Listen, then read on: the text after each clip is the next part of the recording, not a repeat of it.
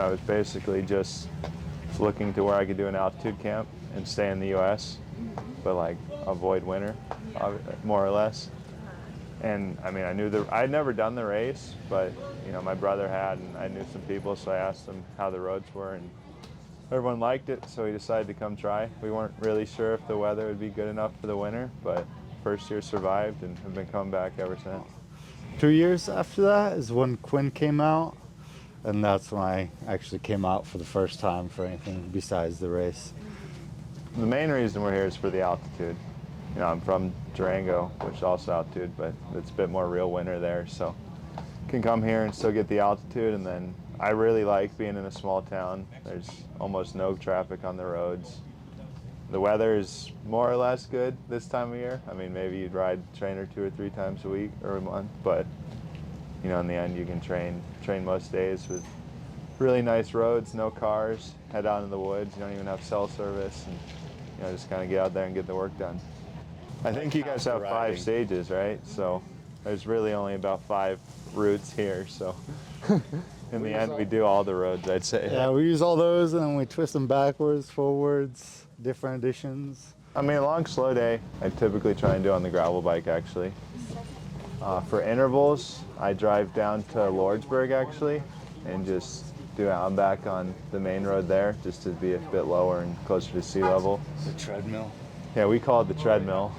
And then also, where the time trial is where I do all my motor pacing, because you can essentially go as fast and as far back and forth as you want. The road surface is nice. And then any long climbing is out on, I believe you call it the Gila monster, up climbing out of the cliffs there.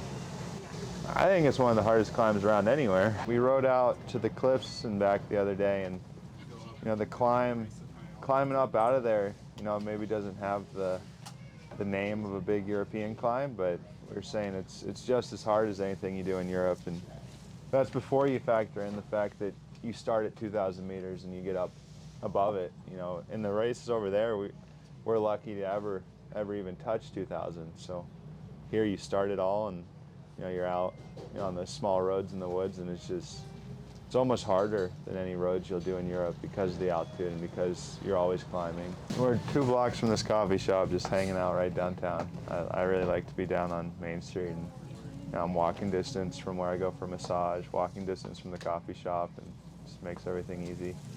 When you train as much as we do, you don't do too much hanging out. You go between the coffee shop and bed. It's about as far into town we explore. But, you know, I could be with my team training in Taida in Spain right now at altitude also, but there you just live in a hotel on top of a mountain, and there's no real town environment, and you know, you don't really get to live a real life. You know, you're just in a hotel and training, and you know, to come here and get to feel more comfortable and actually be in a town, and I can come with a couple of friends, and it's just, for me, I'm mentally a lot happier when I'm riding here, and when you're happier, you can train harder. So every time I come here, it's worked out, and as long as I keep showing up in shape when the racing comes, I'm going to keep coming back.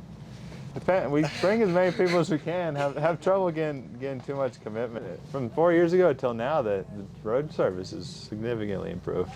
I'm a Gila hike and bike, so it's nice to have a Trek dealer local. And yeah, for 4 years, I have really bad habit of needing stuff done in like 2 hours and being like, hey, sorry, can I still have this back today? And you know, they've always got my stuff done quick. And you know, I broke a bike flying here 2 years ago, and I was like, hey, yeah, I need to train. I think it was tomorrow or something. Can you build up my new frame? And they got it done. So the only person I really know that raced at a high enough level would be Tyler Stites.